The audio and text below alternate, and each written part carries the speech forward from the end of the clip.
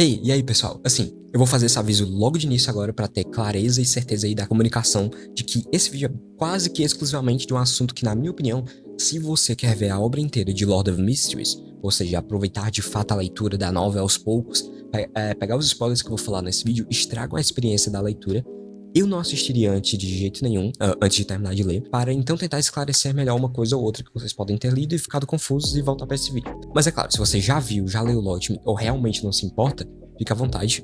Era contudo um aviso importante e o único desse vídeo, pois ele inteiro é feito de spoilers, que vão assim, praticamente até o final da obra, inclusive spoilers também não menos pesados do que coisas que vão aparecer em Círculo da Inevitabilidade, que é o tal do Lord of Mysteries 2, entre aspas. E se você quer apenas nível de informação do anime, mas quer entender sobre como o sistema Beyonder no geral, eu fiz um vídeo inteiro de mais de 1 hora sobre isso, com e sem spoilers do anime, bem dividido lá, que explica todo o sistema Beyonder, tirando alguns spoilers maiores que eu omiti naquele vídeo para trazer nesse aqui. Então, estamos falando aqui da parte 2 do vídeo do sistema Beyonder, o que existe e complementa a questão das sequências. O que é esses seres que eu vou falar aqui, principalmente, os seres acima das sequências. O nível acima das sequências do Great Old Ones, os antigos anciões. Qual que é o papel das Uniqueness, que eu vou traduzir aqui com particularidades, dos Sephiroths, das Sephiroths, dos rituais, dos materiais raros, digamos assim, das entidades invasoras, do conceito de pilares, o porquê do Klein se torna tão central nessa estrutura dentro dessa história. A ideia desse vídeo é realmente ser direta, né, completo, assim, 100% spoiler, focado pra quem já leu, não se importa com spoiler. Então, esse nível acima das sequências, ele não é só um nível de poder mais alto, é literalmente uma nova categoria de existência. Envolve seres que já ultrapassaram, né, a lógica normal ali de beber poções e avançar sequência por sequência. Essas entidades, portanto, elas acomodam o que é chamado de um Sephira ou possuem uma autoridade equivalente a isso, mais ou menos. E por isso elas não funcionam mais dentro de um sistema convencional, que precisa de X, Y, Z certinho para ser definido como coisa X ou Y. Isso vai ficar mais claro, porque basicamente uma vez que você alcança esse nível de poder, você se torna um novo tipo de ser. E é praticamente impossível você deixar completamente de ser um ser do nível acima das sequências, porque esse nível significa incorporar simbolismos, leis e estruturas que moldam a própria realidade. Ele, muito mais do que a sequência 0, ser acima das sequências é um incorporamento supremo assim da ideia de simbolismos. Você se torna a incorporação de conceitos e não apenas usabilidades.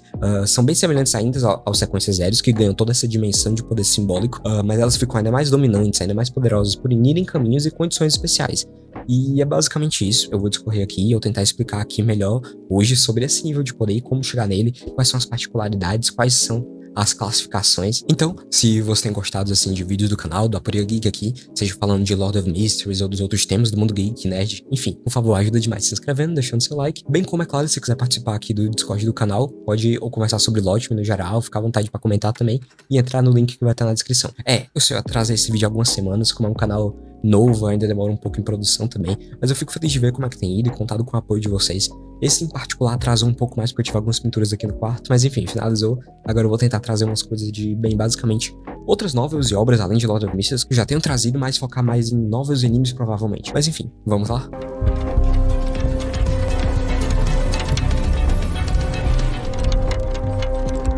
Um ponto central que você precisa entender para compreender melhor é basicamente uma revisão rápida da estrutura. Temos 22 caminhos, um Beyonder pode ir, portanto, da sequência 9 até a sequência 1 e, na verdade, até a sequência 0, onde o Beyonder na sequência 0 se torna de fato um deus, incorporando simbolismos. Porém, além da sequência 0, ainda existe um nível acima de existência, que explica, inclusive, por que existe uma possível troca de caminhos ali entre alguns caminhos com compatibilidades.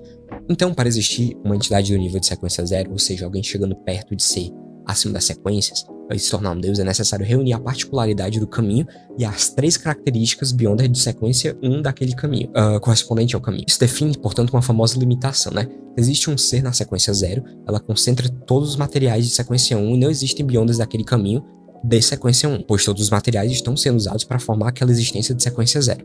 Existe uma exceção com os seres acima das sequências, mas vamos chegar lá. Resumindo, cada caminho tem a sua própria particularidade, e a sequência 0 se forma com esses 3 materiais Beyonder de sequência 1, e que existem no mundo inteiro, mais a particularidade, que é, tipo, assim, bem resumido, um artefato selado super poderoso. Uma pena que o Incê Zanguil usou ali o 008, também é uma particularidade do caminho do visionário, ou espectador.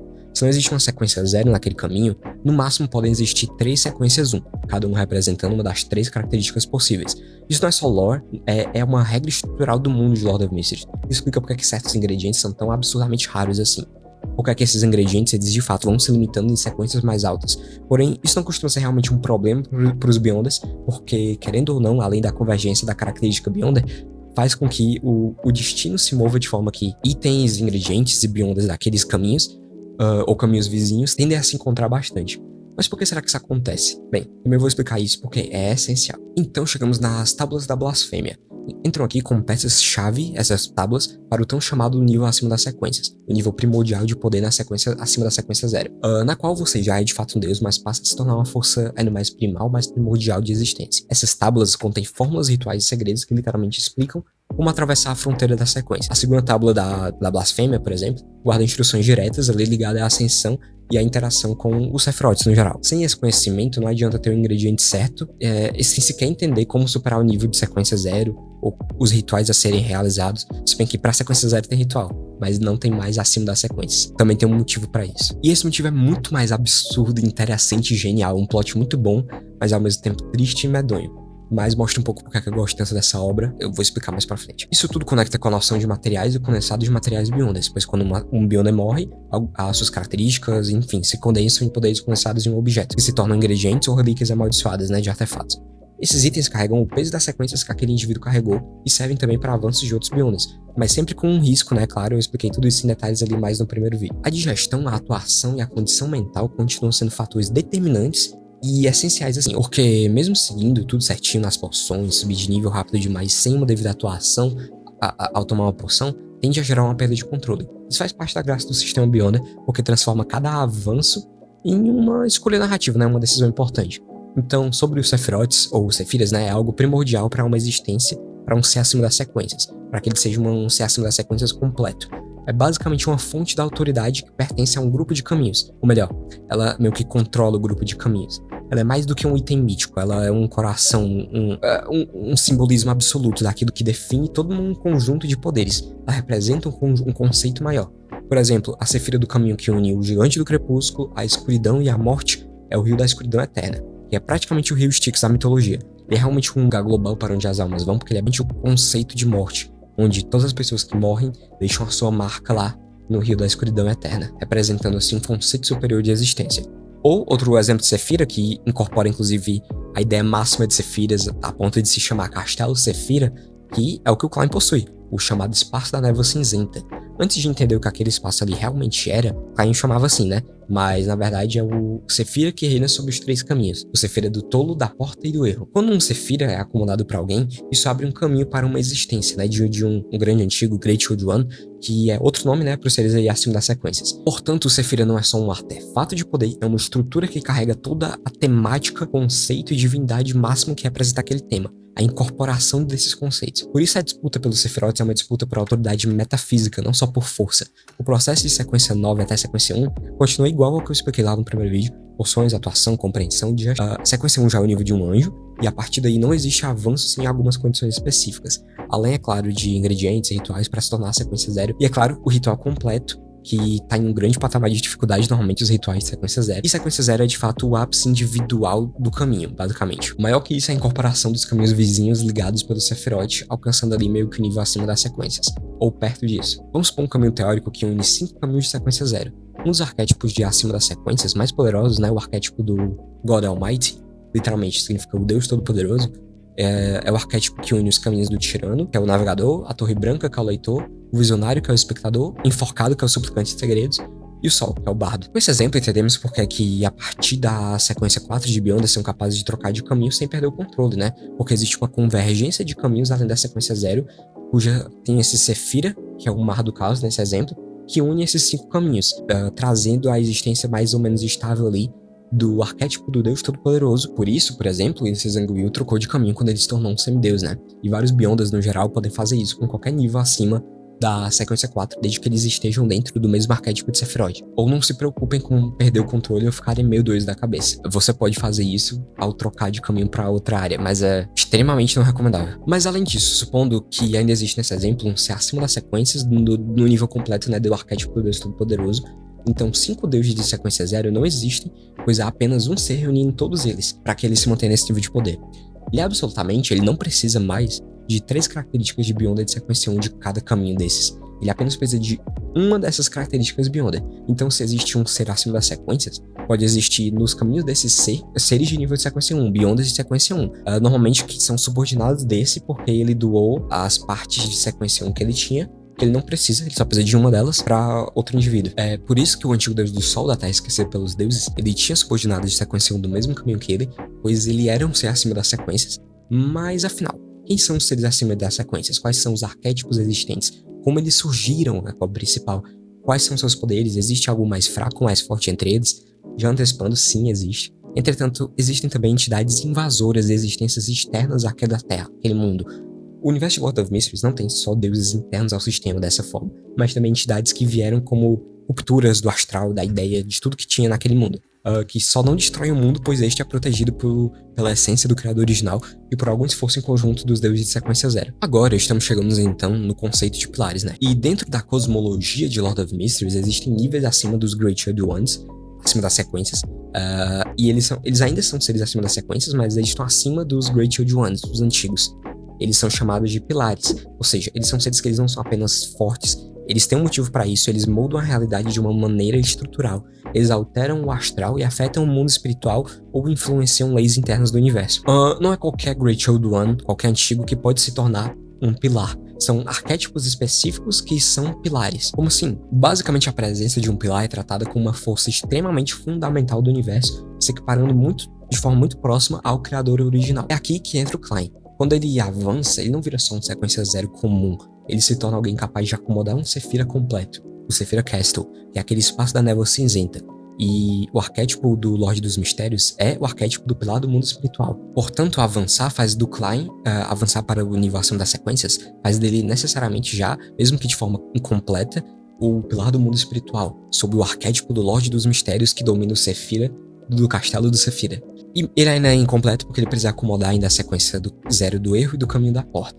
Coisas que eu não preciso falar em detalhes como que acontece ou não com o Klein, tanto no primeiro livro quanto no segundo. Mas afinal de contas é isso, não é só sobre poder bruto. Ele basicamente se torna um ponto de ancoragem do mundo, controla uma camada inteira da realidade, uma das 3 camadas da realidade, é o mundo físico, astral e espiritual.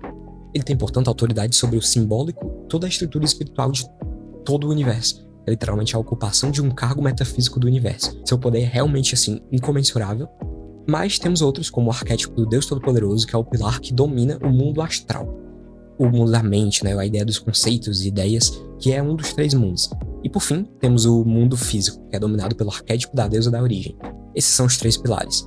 O pilar do mundo espiritual, do mundo astral e do mundo físico. Assim, finalmente, agora explicamos a verdade por trás desse sistema, por trás da lei da convergência de característica Beyonder, por trás da perda de controle. Assim, é meio que essencial falar do não menos importante criador original, aquele que deu início a toda a criação e como é que isso se relaciona com toda essa história afinal, né? Bem, o criador original ele é descrito como uma entidade cuja própria natureza e identidade é a contradição em si. Por um lado, ele fortemente deseja se juntar e ser um ser só novamente. Por um lado, ele fortemente deseja se juntar novamente e renascer ou nascer, unindo todos os arquétipos acima da sequência, especialmente os 3 pilares. Mas, por outro lado, no momento em que ele renascer e se reformar, ele se divide e recria o universo, pois ele é uma existência que quer se formar e se reunir como um todo, mas ao mesmo tempo ele fortemente reage em prol da sua própria separação e divisão. O seu nascimento significa, de certa forma, o fim de tudo e o nascimento de tudo, e a sua própria destruição. Essa dualidade é o que explica o impulso dele de se reformar. É o que cria também a lei da convergência da característica Beyonder.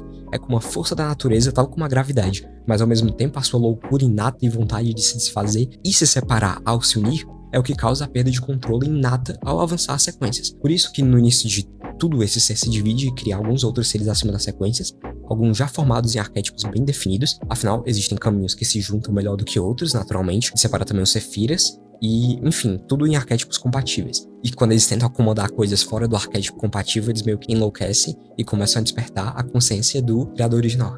E esse é o verdadeiro significado de perder o controle no nível acima das sequências. É daí que vem a origem da perda de controle. É apenas o despertar da consciência do próprio criador original. É claro que para seres de sequências baixas, isso só eles endoidam e viram monstros. Mas para seres acima das sequências, eles meio que endoidam em prol de querer absorver outros caminhos para se reformar como criador original. Por isso esses seres estão constantemente lutando para preservar a própria mente, o próprio ego, e não simplesmente ser o criador original, buscando novos caminhos, né, até se juntar tudo novamente e depois se dividir. E disso, o criador original passou um tempo no início com a própria existência dele, sem se dividir muito, teve alguns filhos e filhas, sua esposa, que é a própria mãe Deus da depravação, com Deus que ele criou, um ser que incorpora o pilar do mundo físico com o arquétipo da deusa da origem, nascida do próprio criador original, e de certa forma ela também é uma faceta dele, representa o seu lado feminino, lutando para manter, claro, a própria individualidade, uma luta que todo ser acima das sequências passa, e esses seres conseguem suportar isso, desde que eles não acomodem caminhos que não deveriam. Mas mesmo assim, o motivo de existirem rituais é evitar a perda de controle,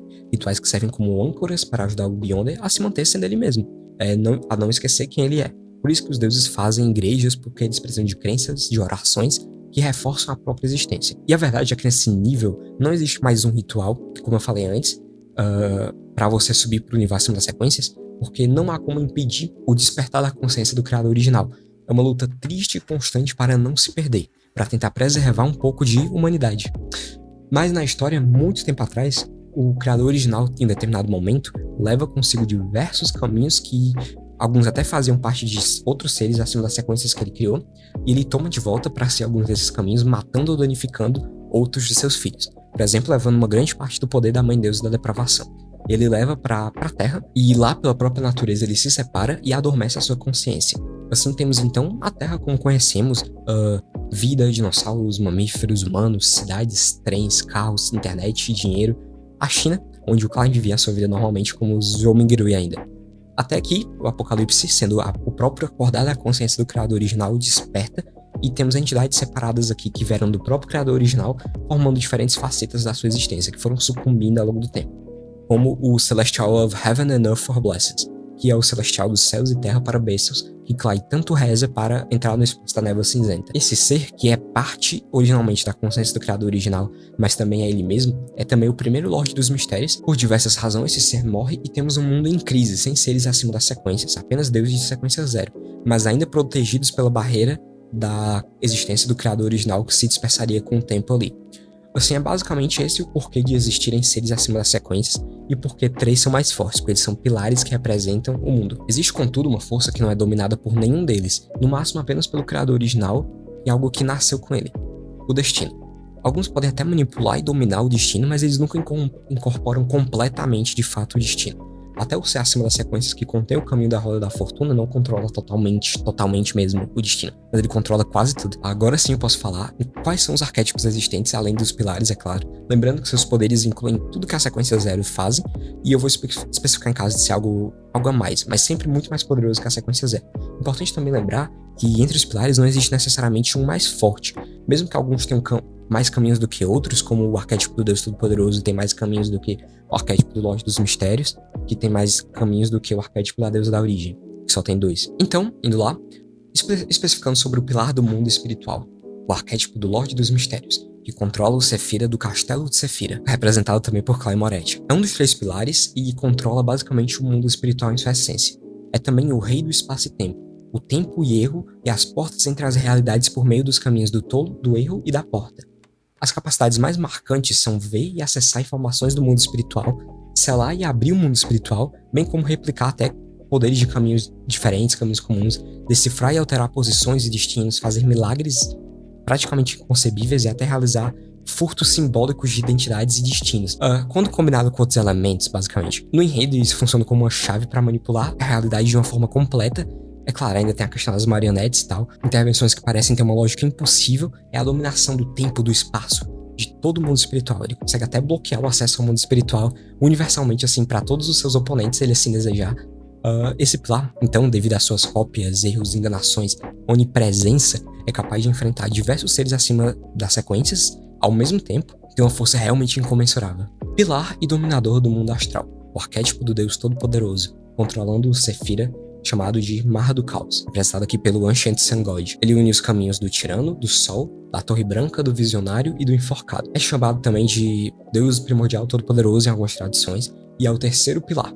Ele domina o Mar do Caos e o mundo astral.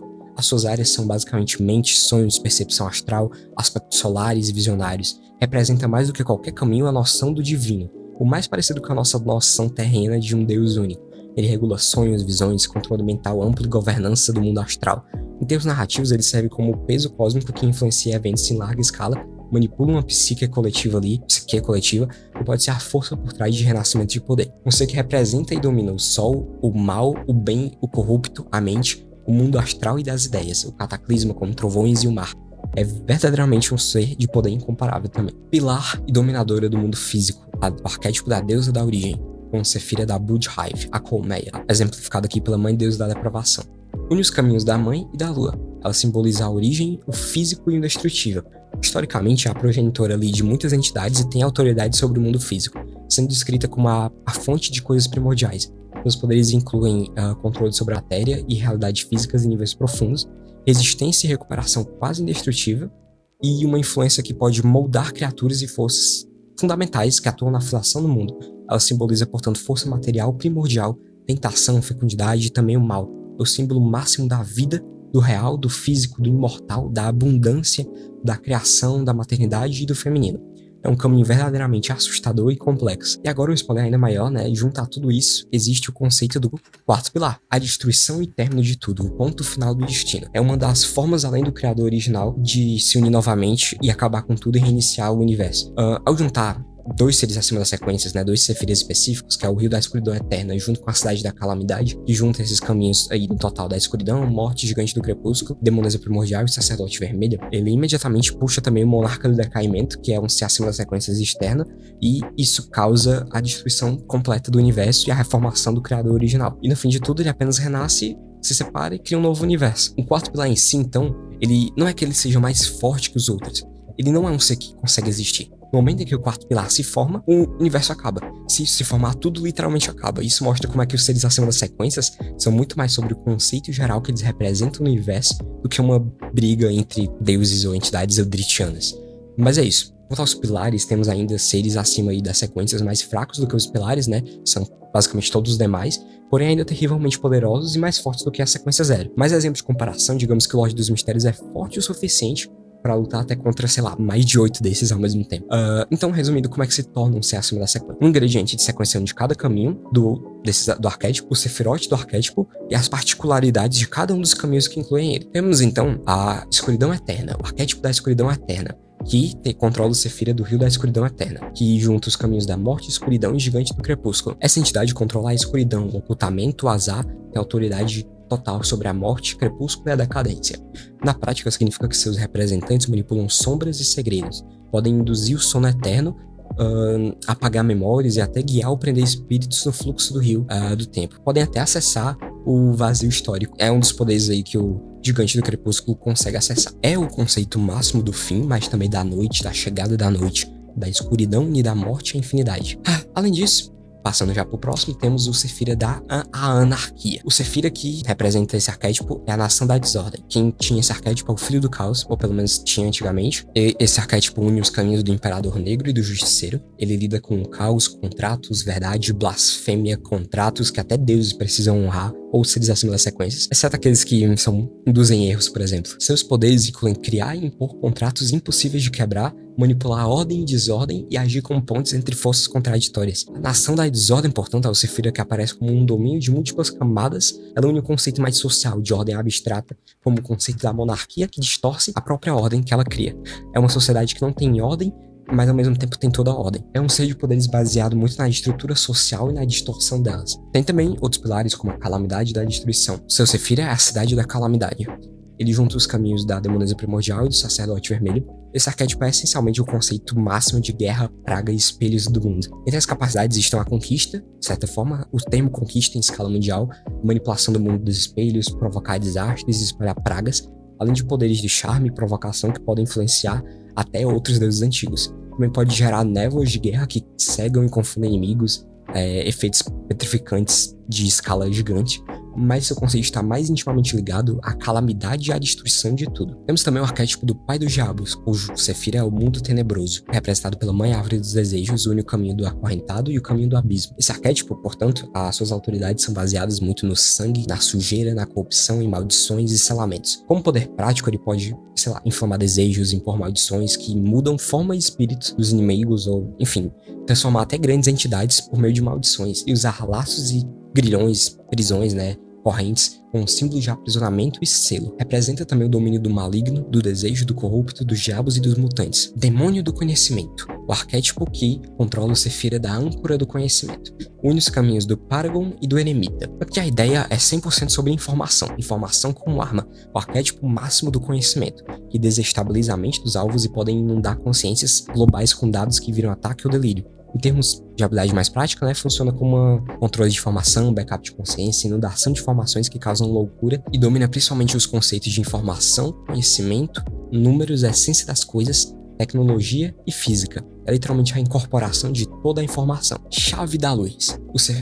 O arquétipo que domina o Sephira também chamado de Chave da Luz. Eles têm um caminho, esse arquétipo, mas ele ainda assim necessitaria do Sephira para poder alcançar o nível acima das sequências. O Sephira desse caminho, esse caminho é o caminho da roda da fortuna. Ele mexe com o destino, com a probabilidade, ciclos e mudanças de sorte. Seus poderes incluem prever possibilidades, alterar probabilidades em grande alcance, gerar elementos cíclicos que mudam o fluxo dos eventos de tudo.